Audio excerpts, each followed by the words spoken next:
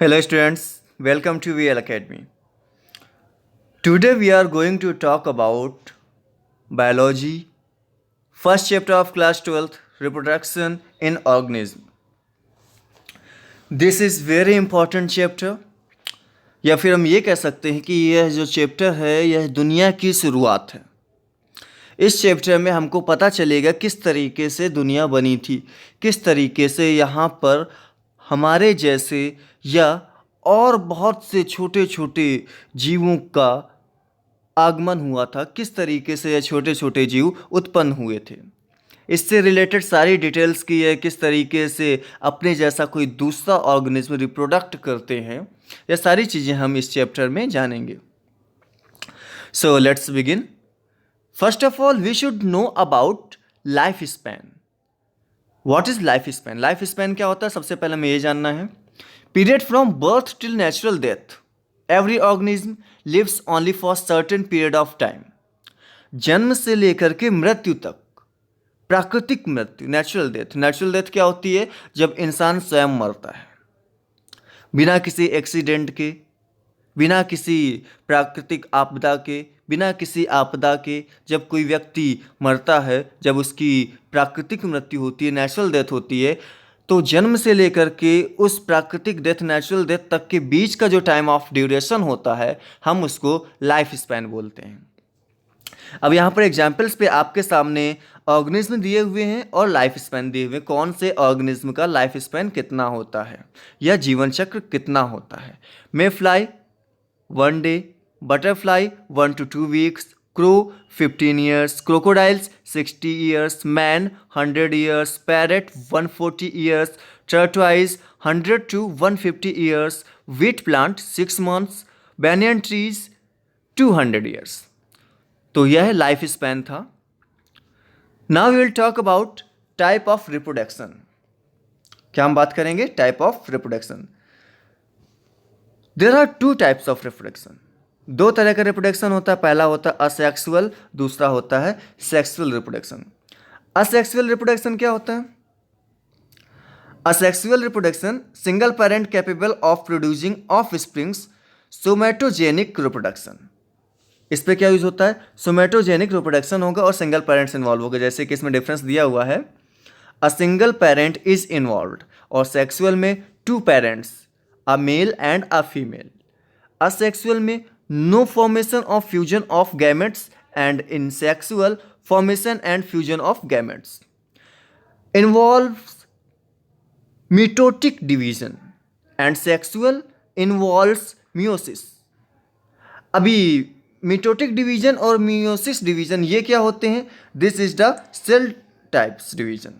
ये जो कोशिका विभाजन होता है, सेल टाइप डिवीजन होता है, ये होता है। I hope you got that. Individuals are genetically identical. जो इंडिविजुअल्स होते हैं वो जेनेटिकली आइडेंटिकल होते हैं और इसमें इंडिविजुअल्स वेरिएशन शो करते हैं। Modes of asexual reproduction. Now we will talk about asexual reproduction. How many types of asexual reproduction? So first of all we will talk about fission. There are 2 types of fission, binary fission and multiple fission। So binary fission क्या होता है? Class 11th में आप लोगों ने पढ़ा हुआ है। मोड्स ऑफ असेक्सुअल रिप्रोडक्शन के बारे में क्लास 11th में आप लोगों ने पढ़ा हुआ था। फिर से देख लेते हैं बाइनरी फिजन क्या होता है। Parent body divides into 2 halves genetically identical to parent. अब जो पेरेंट बॉडी होती है वो क्या होती है? 2 हाफ्स में डिवाइड होती है, और हम इसको जो पेरेंट होता है उससे आइडेंटिफाई कर सकते हैं। जैसे कि हम बात करें अमीबा की, if you are talk about amoeba, तो पहला पेरेंट सेल है, दूसरा न्यूक्लियस में डिवाइड हो रहा है, then after in third step cytoplasm divides, then after in fourth 2 daughter cells. अभी एक अमीबा से क्या हुआ? 2 न्यूक्लियस में डिवाइड हुआ, फिर 3 साइटोप्लाज्म में, थर्ड स्टेप में साइटोप्लाज्म में डिवाइड हुआ, फिर 2 अलग अलग डॉटर सेल्स में डिवाइड हो गया। तो ये अमीबा का था binary fission. Now multiple fission. Entamoeba histolytica पे होता है मल्टीपल फिजन। ये क्या होता है? Parent body divides into many daughter organism. उस पर क्या था? 2 हाउस में डिवाइड हो रहा था, और इस पर काफ़ी सारी डॉटर ऑर्गेनिज्म में डिवाइड होगा एंट अमीबा। जैसे कि आप देख सकते हैं स्क्रीन पे, फर्स्ट न्यूक्लियस 2 में डिवाइड हुआ, 4 में हुआ, इसके बाद फिर काफ़ी सारे हैं, then after more than this. Now will talk about budding. अब हम बात करेंगे बडिंग की। बडिंग क्या होता है, ये भी आपने क्लास 11th में पढ़ा हुआ है। Some organism develop birds on their body, this birds develop into a new individual, this is known as budding. अभी क्या होता है, कुछ अपनी बॉडी में ही बर्ड्स उत्पन्न कर लेते हैं और फिर ये नए जो बर्ड्स उत्पन्न करते हैं ये फिर से अपने जैसा एक और बना लेते हैं, तो ये बडिंग होती है। This is known as budding, और हम इस चीज़ को एक बडिंग के तरीके से जान सकते हैं। एग्जाम्पल के तौर पे हम हाइड्रा को ले सकते हैं, देख सकते हैं आप किस तरीके से वह अपनी ही बॉडी में एक बर्ड उत्पन्न कर रहा है, एक बर्ड प्रोड्यूस कर रहा है, then after it will be grow, और ग्रो होने के बाद ये क्या करेगा, अपने जैसा एक दूसरा प्रोड्यूस कर लेगा। जब ये ग्रो हो जाएगा तो उस जो पेरेंट है उसको छोड़ देगा और न्यू में कन्वर्ट हो जाएगा। Clear? Now we will talk about spore formation. अब हम बात करेंगे स्पोर फॉर्मेशन के। स्पोर फॉर्मेशन क्या होता है?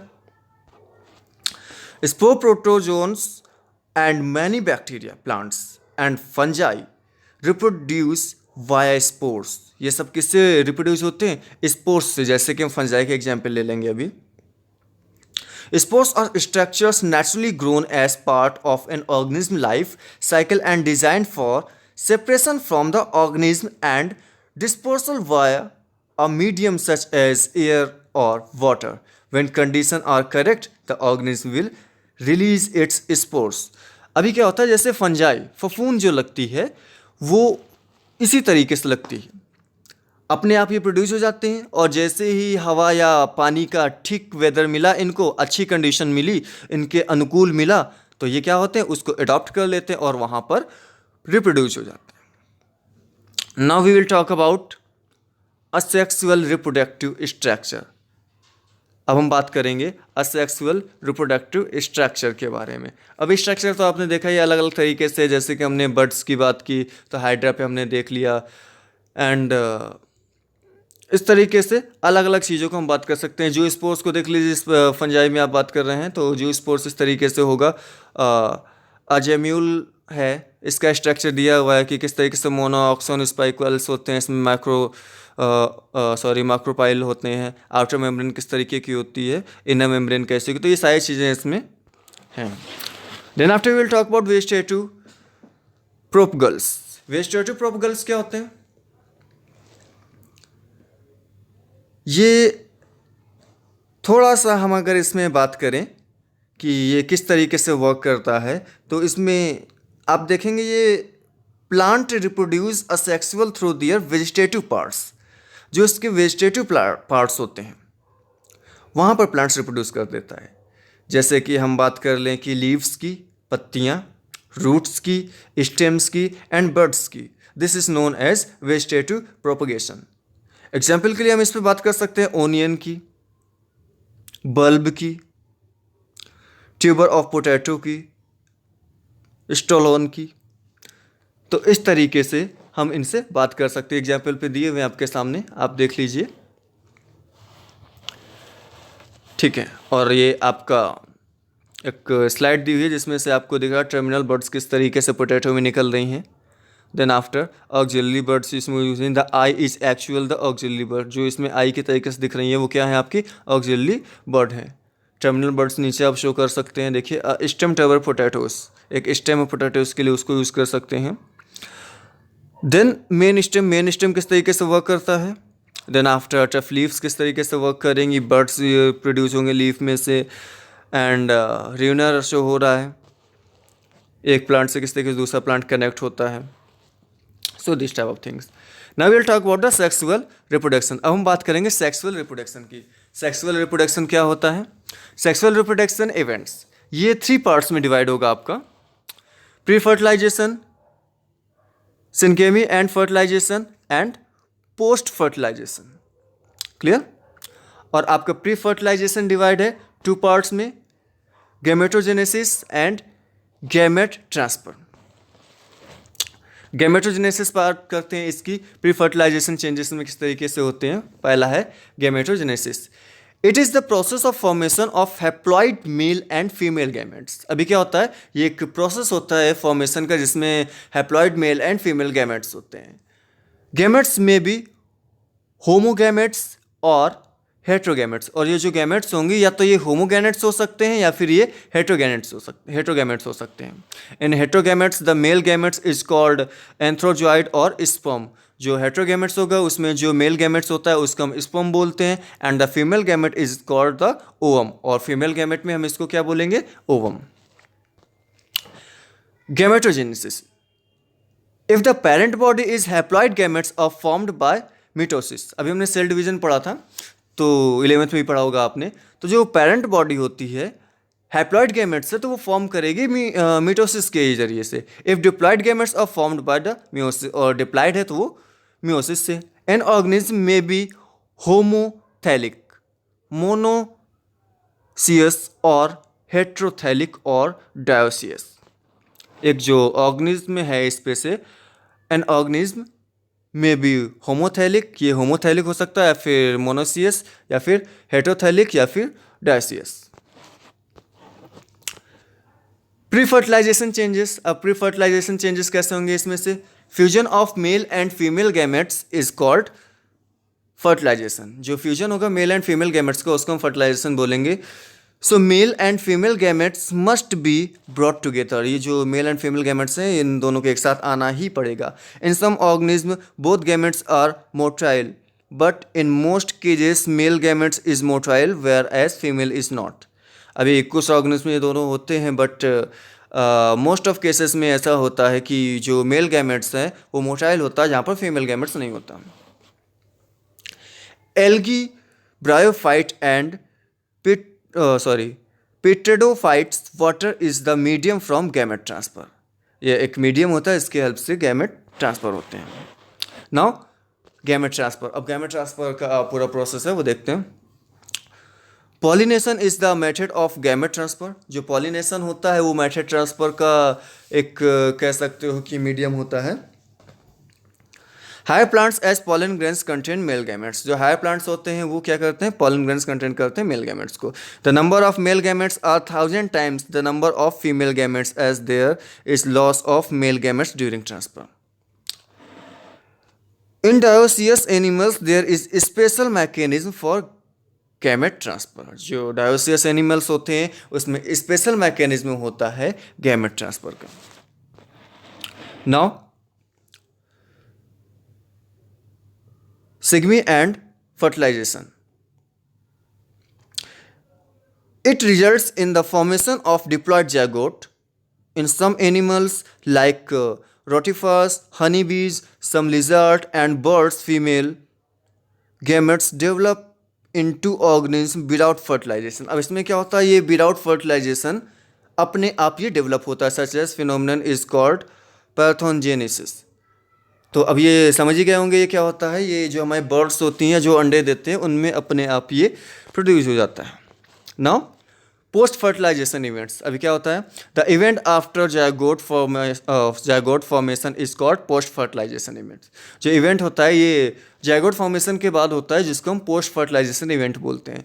जायगोट डेवलपमेंट होता है 2 टाइप से होता है, type of life cycle of organism and the environment it is exposed to. In algae and fungi, it develops a thick wall around it. Algae और fungi में ये एक मोटी सी वॉल जो होता है उसके चारों ओर ये क्रिएट कर लेता है।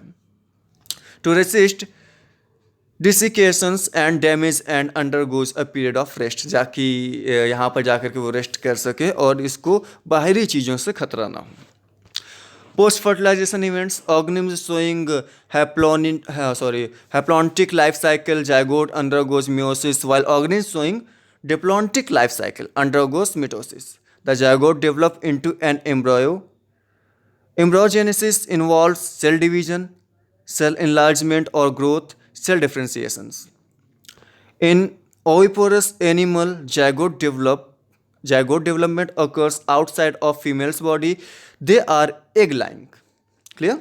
Reptiles and birds ये क्या करते हैं, ये अंडे देते हैं, ये egg laying करेंगे। Post fertilization event,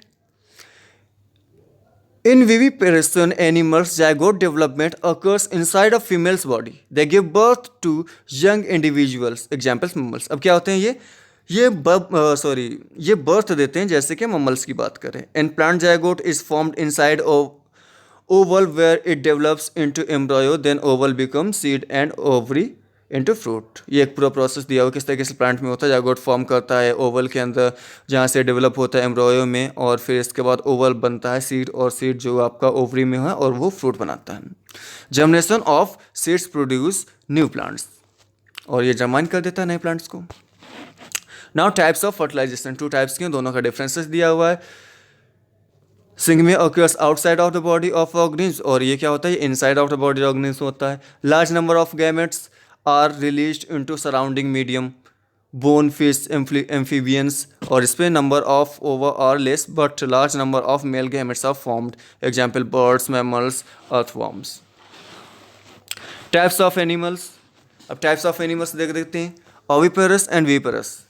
Animals lay fertilized और अनफर्टिलाइज एग्स. इसमें क्या होता है, जो एनिमल्स होते हैं वो फर्टिलाइज या फिर अनफर्टिलाइज एग्स को ले करेंगे. इसमें बेबी को बर्थ दिया जाता है, एक यंग इंडिविजुअल को बर्थ देगा. ये eggs have calcareous shells to protect from the harsh environment and no shell they are protect inside the mother's body. अब ये मदर बॉडी में होते हैं तो वहाँ पर कोई भी सेल नहीं होती है प्रोटेक्ट करने के लिए, बट एग में क्या होता है, एक हमारा आवरण दे देते हैं, एक सेल देते हैं, जिससे कि बाहरी इन्वायरमेंट से वो क्या हो, आपका ये सुरक्षित बना रहे हैं. नाउ ओविपोरस एनिमल्स, आप देख सकते हैं इसमें ओविपोरस एनिमल्स कौन कौन से. ऑस्ट्रिच है जो जिसने एग दिया, चिकन है that is also belong from the egg, snake is also laying, fish is also laying, birds और also humming birds. These all awesome. So I hope you got the chapter in a great way. We will meet in next video with next chapter. So thank you, have a good day, and please revise video and revise chapter. Thank you.